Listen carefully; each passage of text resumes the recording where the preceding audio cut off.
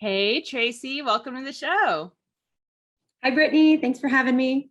Absolutely. Where are you? There's like pictures of babies behind you and stuff. Where are you? Yes, this is our global headquarters in Yardley, Pennsylvania. And since we work in neonatal intensive care and with preterm infants, we like pictures of babies to remind us why we come to work every day. I love it. I recently visited the laboratory of BioMilk. They are making human breast milk in the laboratory, and their lab is covered in pictures of women breastfeeding very openly. I love it. Good. I love it. I always say that if we ever have an office, we're going to have a giant clitoris sculpture in the front. Beautiful. As it should be. As it should be. Yes. Well, I am very excited for this interview. We've recently gotten to know each other. And so some of our guests I know pretty well. And so I love it when we have a guest that I'm learning right alongside our listeners. So let's kick off with a little bit learning more about you. What's your background? Where are you from? Did you go to school? What did you study? Did you have a career before getting into women's health? Kind of bring us through the timeline.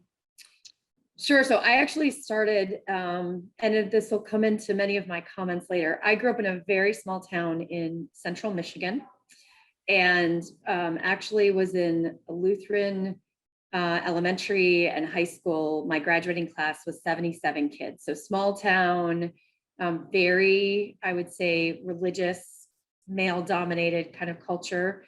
And so I think about that. I then decided to break out, went to NYU undergrad and loved New York, current. And then worked there in banking until business school. And then I started in venture capital after I graduated Columbia. So kind of went from the farm to the big city and have never looked back. Are you someone who was like the first in your family to go to college? Yes, very much so. Yeah. Very much so. And was college like something that you grew up knowing everyone said you had to go, or were you kind of the odd one saying, I'm going to go move to the big city and go to college? Like, was that, different from your peers? Yeah, for sure. I wanted to get out. So most of the kids I graduated with went to become pastors or teachers. And that was definitely not my path. But actually, it's a funny story. I don't know if you'll remember, you're quite young, but there was a movie called Working Girl, and Melanie Griffith came to the big city, and she was actually a secretary, but then kind of did this whole executive thing. Harrison Ford was in it, who was, still, super fabulous. And so this whole story of like going to the big city and getting this job and being in sort of high finance was like my motivator. And so I literally, when I was taking my ACT back in the day, I just scribbled in NYU because it said New York. I'd never been here, never did college visits back in those days, and got my acceptance and I was in. Wow. Oh my gosh, that's amazing. Yeah. Do you have siblings? I have a younger brother, yes. Yeah. Did he go the town route or the city route like you? He did college and he sort of popped all over, but he kind of went into business as well. So I think my generation, for our family, most of us ended up going to college and getting our degree. Wow. Yeah, I'm just going to dig in a little bit because I find so often our guests are people who have experienced, either like trial and tribulation, but they show resiliency, right? Or they've lived in 5 countries before they were 10, or they, their parents were multinational, or this happened or that happened. And I always find it so interesting. I have a theory that most great founders have PTSD because otherwise we would not choose this very unregulated, unpredictable lifestyle. We love the chaos. Not that we love it, but there's something like familiar, feels homey. I love it, I agree with that. Yeah, I mean, for me, it was always being told I couldn't do something. So I told you in high school, like if you weren't going to be a pastor or teacher, you were a huge disappointment. If you were a girl, right? Back then it was like girls can't do X, and the X had unlimited numbers of things that we couldn't do. And girls had to dress a certain way, and women couldn't vote in the church, and all of these crazy things that I think growing up is like, it's surreal to think about now. But I think it was just more of this early, it's almost like the Footloose story, right? Like small town, small thinking, small minded, probably good people at their core, but just such simple beliefs that, women had a place and it was limited and it was a box and there were, rubber walls that we were stuck in. And I just remember feeling so trapped. And so getting out was my number one goal from the time I was probably 10 or 11, to just get away from that environment. And New York and my travels since, I love people and diversity and change and chaos. You're absolutely right. Like more of it. The same, monotony. No, can't do it. Can't do it. Tracy, you remind me so much of myself because I'm from a very small town in very northern New Jersey, which is like super country. And it's really interesting to think that I have a career now talking about vulvas. That's because right. it's not something Sussex County was setting me, Yep. like fairly like, oh, you should do this. So yeah. Well, when did you start to get into women's health? So it sounds like you were more finance, you went to business school. When Yep. did the women's health thing come up? So it actually, when I look back, I had a very transactional career. So I started in banking, where there's sort of like, it's very impersonal, right? There's numbers, there's a deal, you close the deal, you move to your next deal. And so then I got into venture capital because I was always curious, like what happens to the people around the deal? Because you work so intensely for months on something, and then all of a sudden you never see each other again. So I thought VC, invest, watch these people. And it wasn't until I sort of found myself as a partner of a venture fund running a healthcare practice. And I liked the work and I understood the technologies, but like when I would tell my friends about what I was doing or a deal I was working on, it was kind of like reporting as if it was somebody else's, I was not invested in that way. And so my co-founder and I, who've worked together 20 years, she and I sat around the table one time and we're like, let's just do our own thing. Like, let's do something we care about. And we're mothers and, we've got very similar backgrounds of just wanting to make a difference. And that was where we said, look, health, we know health, we love health. We know it's a huge part of families and women are the backbone of the nation and the world. And let's help make them healthier. And that was sort of how we got into investing, is to take our skills, but apply them to something we actually cared about day in and day out. And that was Astarte Ventures? That's correct. Yeah. So in 2013, actually a little bit before that, we thought we would raise what we then thought would be the first women's and children's health dedicated fund. So we were thinking back then about a $50 to $75 million fund. And the reality is we went out and talked to limited partners and strategics, and women's health, people were divesting businesses. There weren't a lot of exits. Everybody agreed the dynamics and the market made sense, but the mechanics of financing, right? Companies that you've invested in that return money, that's sold to big companies. It was a very short list. And so we decided to do it ourselves, but I would say it was interesting to know that everybody believed in the thesis and the theme, but it came down to very check the box. I don't have a box for women's health in my allocation. I don't have this, that, and the other thing. And so there were some structural issues in establishing women's health as a category. It's interesting. I was actually just speaking at the Stigma Summit this morning on investing in FemTech and it being stigmatized and taboo and blah, blah, blah. And I was asked, well, is FemTech finally like getting everything it deserves? And like, obviously no. But one of the things I said was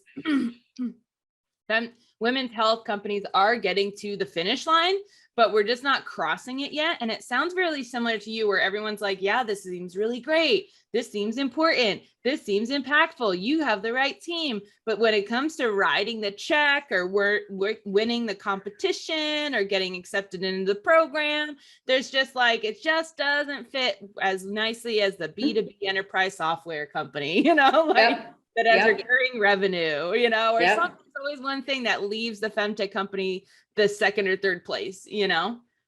Yeah. And I think part of that too is there's still this comfort with what we know and what we've always seen. So what was always so surprising to me in venture capital, and I still hold this to the day, right? They're innovators, they try new things. A fraction of people in venture capital, that's true. A fraction. The majority of them are FOMO followers, lemmings. Like, there is a very small percentage of folks who really try new business models and new things. And so the problem is you've got to weed through all of that nonsense to get to find people who are really passionate and get this, and who will take a chance that there aren't 16 other companies that do this. That's sort of the point. But the reality is, VCs get so much attention as, forward thinkers. There are some, but there are very few. And the rest are, in fact, they have to have a roadmap to 10 other people that have done it before. Tracy, we need to get a beer because I'm more of a vodka girl, but I'm happy to join you. Whatever you want. Yeah. Like, for real, like I was a founder fundraising from investors. After that company, I became a VC, and I finally started getting, to the invite only tables, where all the investors sit, where the founders are excluded. Yep. And I was sitting with the investors being like, wait, y'all are in charge? Like, you guys, you're the ones making these decisions. And that's really when I said, I can have a fund. If these can run a fund, I can run a fund, because I've got some advice for founders that are way more poignant, than a lot of these investors. So yeah, we should totally hang out about this. What is Astarte? Is Astarte is something, it's a name of something, right? Yeah, it's the name of a goddess. It's a derivation of a goddess. And she has a bit of a provocative history, which we learned in fundraising. And it's a funny story, so I'll tell you in a minute. But she's the goddess of love, fertility, and the defense of children. So she's a warrior, but very much about sexuality and family and kind of this, mother, essential mother type, but like mama bear mother, right? And there's a beautiful picture of her on the Boston Public Library ceiling. People tell me she's the one on the Starbucks cups too. So I don't know if that's true, but anyway, so we have always held out the Astarte brand as this sort of strong woman, adversity. And we were pitching a group of angels, old white guys, read angels. And as we were leaving, one of them told us that Astarte was essentially a whore. I mean, he used a different word, but it's essentially like she's pretty much just this slut. And first of all, what are you doing sharing that information with us? But okay. But then we go, and we certainly ran into someone at a cocktail reception. We were relaying this story about how hideous this person was. And it turns out that for certain people in different parts of the world, she had this connotation of being this sort of vixen that was sort of provocative and sexually, promiscuous and all these other things. And so Tammi and I are like, okay, that's great. Like, that's fine. We are okay that she has sort of this embattled history, right? But no, we see her as a strong visionary for us and for our themes.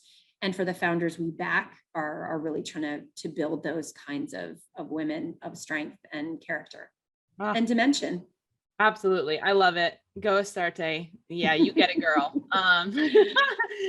So you struggled to fundraise, but you and your co-founder said, you know what, let's just take it in our own hands. Can you tell us some of the deals that you were seeing back in 2013, 2014? Yeah. And I joke about this, but we really had to look. I mean, there were some inbound deals, but there were nowhere near the forums and the events and the communities that have since been created. And I think that's a huge thing for entrepreneurs, because before it was really word of mouth. Somebody, folks knew Tammi and I were really dedicated to this space. And so we'd get, I'll call our generalist friends. And there were a lot of, honestly, male venture capitalists who liked the space, but didn't feel they had expertise. And so when they'd see a deal that they liked, they'd refer them to us to kind of vet them. And then if we got comfortable they could, look at syndicating.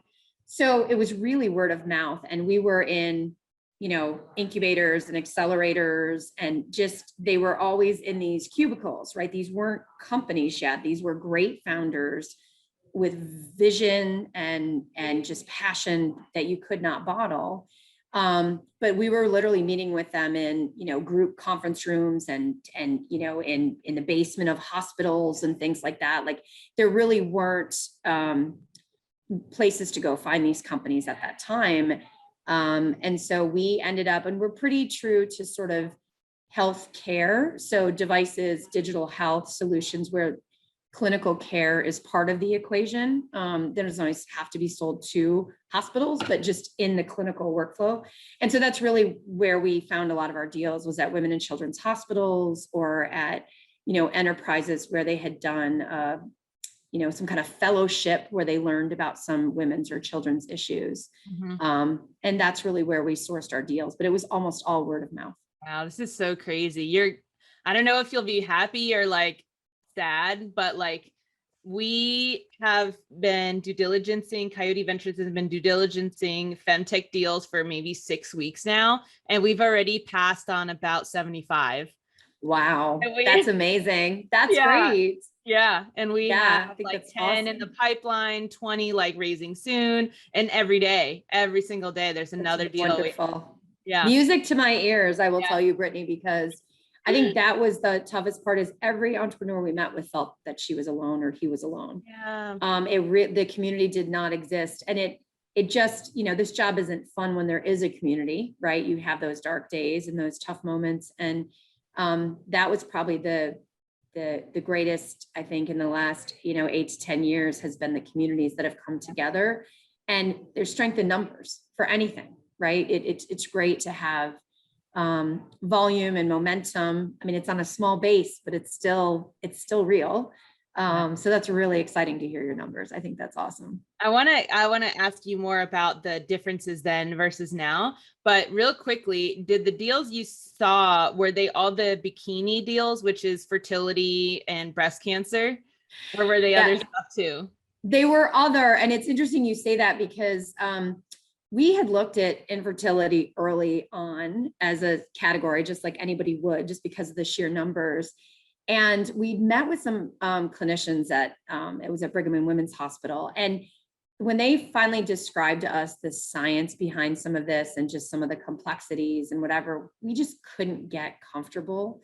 It's a huge market, I get it, but like, really how everybody was going to make money and who could block you from the market. The one thing I've learned in healthcare is if certain folks aren't on board and they don't make something in a net, zero sum way, they can be trouble, right? Especially clinically. So we looked at med devices for the most part, and health tech. And that's really where we saw our opportunity. So a lot around labor and delivery, a fair amount, a lot around maternal health and prevention. I'm big believers in prevention.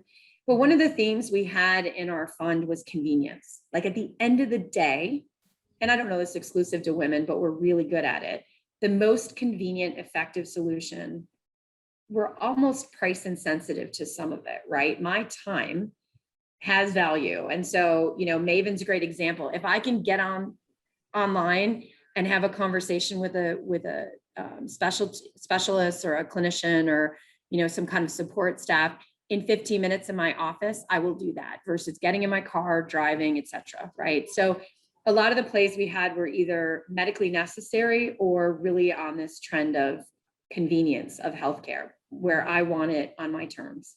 Would you also consider it accessibility? For sure. And this was, now telehealth is great, but back then it was really, people were not sure, like, they have relationships with their doctors, whatever. I didn't. Like, I went and got my checkup, but giving up 3 hours of my day was you put it off. The reason you put it off is because it takes so damn long, right? Yep. So accessibility, flexibility, right? Yeah. If I'm going to do it at 7:00 at night, that's awesome. Yeah. Right.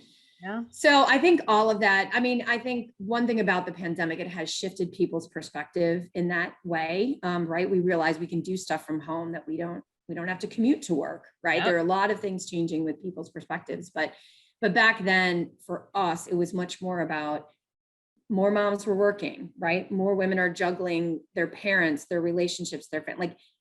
The time was the one thing they will never get more of, right? Yeah. So give them back time, make it accessible, make it efficient, but don't compromise on quality, because the other thing is we're very loyal to things where we have good experiences, right? That's what the CPG companies have known that for years, right? Women are great consumers. If you're good to them, they're good to you. So kind of embracing all of those trends. So what happened to Astarte Ventures? Did you, how many investments did you make, and did you start another fund, or did you decide to do something else? Yeah, so we were actively investing. We made 8 investments before our 9th, which was our final, because it's what the company we're running now. But we invested for about 3 or 4 years, and then in 2016 found our way to a company that the fund founded called Astarte Medical, and that's our neonatal nutrition company where we are today. So we actually jumped. We couldn't find a company meeting this really important market need, and we decided we wanted to do it ourselves. So since 2016, we've been on the operating side, which is great. Fundraising, so very much feel the pain of my CEO investees. Yeah, I think, the passive portfolio continues to do well. We just had an exit announced. We've got a couple of companies that have raised B and C rounds and are really doing quite well. So I think the portfolio is going to perform well as a pure play. But these companies just take a long time. Yeah. Wow. So, I told you before, I want to say it on record, y'all. I've always said that portfolio was the OG, the original FemTech fund. But then, I met Tracy the other week and we started talking, and she was telling her timeline, and I was like, whoa, 2013. Yeah, the original FemTech fund, right? Yeah. So it's really, really cool. I love learning. I love correcting myself. So here it is, back on correcting it. But it's interesting. The word FemTech didn't even exist in 2013, right? And in fact, I don't think you've even said the word. I'm not sure if I keep saying FemTech. You keep saying women's health. I would love your opinion on, what do you think about the word FemTech? So, it has sort of pros and cons. But before I leave this, I want to say this. I'm an investor in portfolio. I think it's a phenomenal platform, and I'm happy to share because from an LP perspective, they actually are, in my mind, and one of the first FemTech funds that were raised. So happy to share. Kudos. We do love Trish. We love Fod. Yes, we love everyone. Yes, big fan. But to your question, so I think it helps in the sense that it gives everyone a rally. It's catchy. People remember it, right? FemTech, etc. Get it? Just like FinTech was, just like health tech is. So it's good because it gives the category something people can reference. I think the challenge we have is a FemTech investor may want to invest in consumer deals.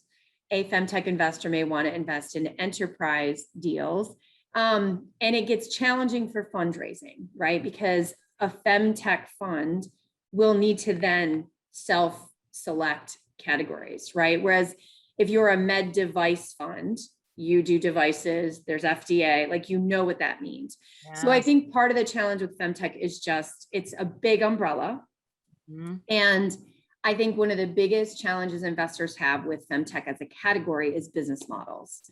Mm-hmm. And I think we talked about this the other night, like some people like software as a service. And if you're selling software as a service to men, women, chickens, they don't care. They understand the business model. Yeah. And so a lot of investors are more about the process of investing and what they're comfortable with. So we do ourselves a bit of a disservice lumping a consumer-facing app that's going to be clicks and ads and things with a med device that has to go through 510K and calling it all FemTech.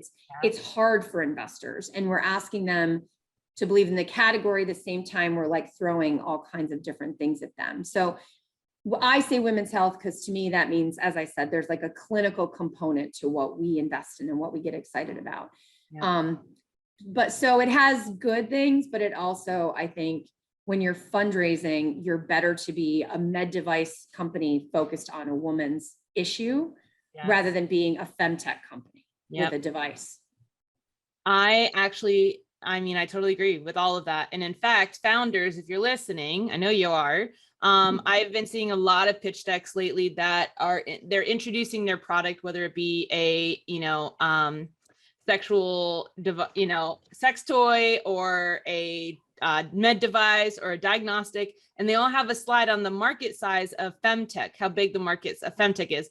And I'm like, oh, like I know, because a lot of times they're actually quoting me because I'm like, and I'm like, oh, but actually the FemTech market size is not the one you want to quote in your pitch deck, because it encompasses feminine hygiene and, like everything. And like breast cancer, like everything. And that's what, the message that I'm getting out, right, is the overarching. But in your pitch decks, y'all, don't say we're in the FemTech thing, because it's just too broad, and just critically think a little bit harder about that. For sure. But this is the thing too, I think from a credibility perspective and look, founders, we've all made mistakes in our pitch decks and our positioning, like it happens, but I think affect the credibility of the broader group if we don't stop. And big numbers are wonderful, but the minute they consider themselves, investors see them as not credible, you've lost. It doesn't matter what you're doing. Like, so to your point, exactly, it's about the people you're selling to, whether that's a patient or a consumer or whomever, enterprise, whatever. And yes, to your point, like, you don't have to tell people women, FemTech is a big market in your pitch, right? You're a company doing a component of what this great market is. But I think you've highlighted one of the biggest disservices we do for ourselves is this category looks, ginormous, and it is, but it's not all any individual company's contribution and opportunity. Yeah. And I mean, I'll self-proclaim myself FemTech queen, right? And yet our venture fund is called Coyote Ventures, and it doesn't say FemTech in the name, and it doesn't say, honestly, our deck doesn't really include the word FemTech. If it does, it's just because of the word FemTech focus as our partner, right? But because we know the further you go up in the investor hierarchy, the less and less they know what the heck is FemTech, and all fundraising is about, y'all, is spoon feeding investors to feel like they understand it, and they feel competent, they feel confident, they feel excited, they feel like they could go home and tell a friend about it because it was easily articulated to them. So if a word FemTech gets somebody caught up, I am the queen of FemTech, and I don't mind excluding it. Go get the money. Go get the money. Great advice. You gotta do to get the money. Show them, don't tell them, right? Just show them. Yeah.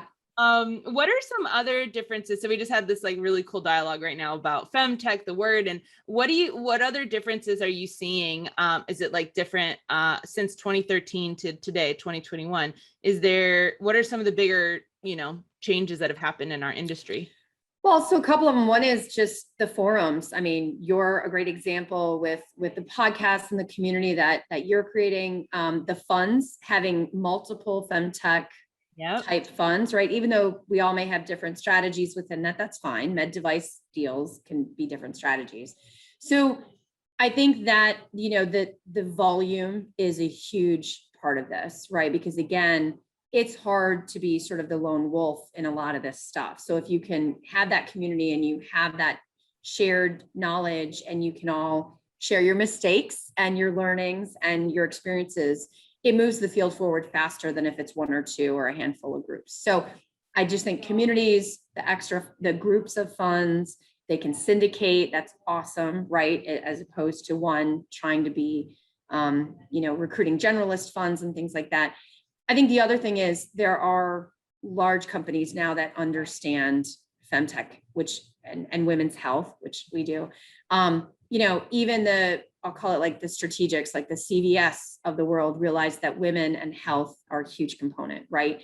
You've got Organon coming out of Merck that's stood up, it's spun out to be a woman's health company. Like, these are big signs that you can now say, okay, public investors are investing in this company. It's real, right? So we've got a couple of groups that are, considered, I think, thought leaders and innovators on the corporate side as well, that have said this category matters to me. Yeah. And that's a huge start, I think, to creating that funnel of acquisitions and partnerships and, people helping you go to market and all of that. So I think that's going to help move things along faster. So exciting. Well, we have two last questions as we wrap up that our listeners really love. The first one is, we have a lot of aspiring FemTech founders that listen. So what's an area in women's health and wellness that still needs innovating? So I'm a big proponent on, I'll call it, teenage health, like young women, right? So hopefully they're thinking about kids, but like that, coming of age, puberty to sort of that reproductive window. And I have two daughters that are teenagers, and just the struggles. I mean, it's all about birth control and it's all about STDs and whatever, but like maintaining their health, like their sexual health, their physical health, and being more thoughtful in that space. So it's not really pediatrics in my mind. It's sort of that teen, pre-tween. I think there's just a lot of opportunity there. And those are the women that are then the buyers in 10, 20, 50 years from now. So helping them be more preventative, helping them get better educated about everything, their bodies, their health, all of it. I think it's a really interesting area that folks haven't really spent a lot of time on. Absolutely. I couldn't agree more. I love that. And then our last question is, what do you think the FemTech industry as a whole needs the most right now in order to be successful? Well, I know people have said money, so I'm not going to say that. I honestly think we need,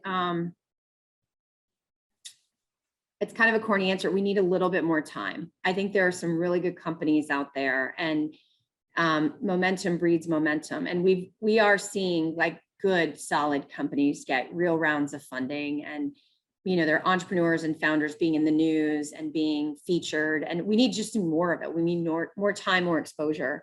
Mm-hmm. And I think, the likes of Melinda Gates and other people getting in and behind female founders, much of that will help FemTech and other areas. But all of those big kind of headlines, I think, help us because people can't hide from it. Yep. My goodness. Yeah, we're going to need to get together. Anytime.